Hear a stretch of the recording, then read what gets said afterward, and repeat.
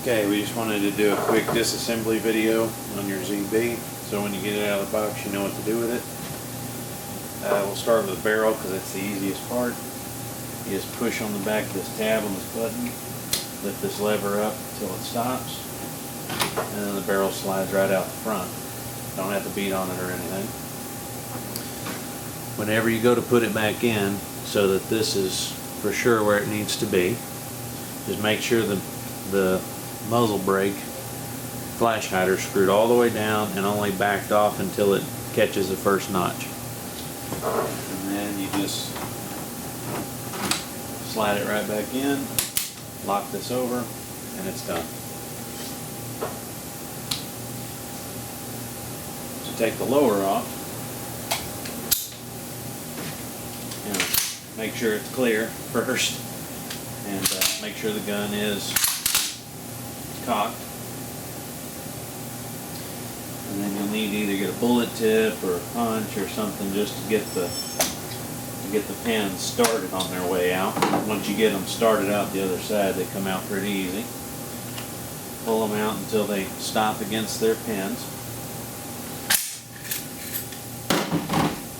And just drop the lower off of it.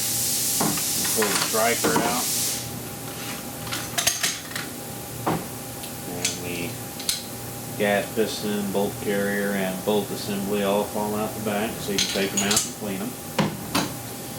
And if you so desire, you can also take out the, you have to pick the barrel lock up, but you can also take out the sliding dust cover. Just make sure it's in there all the way and the barrel's relocked in position. And the striker spring and its rod. Reassembly is only tricky if you've got a big fat thumb, and I'm nearly there.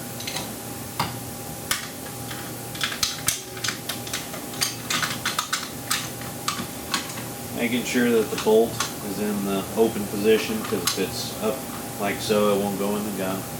Just make sure it's down and forward. Slide it all the way home.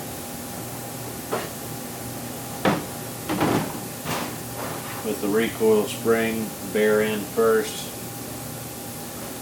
back into the tube that it goes into, there underneath the recoil rod. And here's one fun part.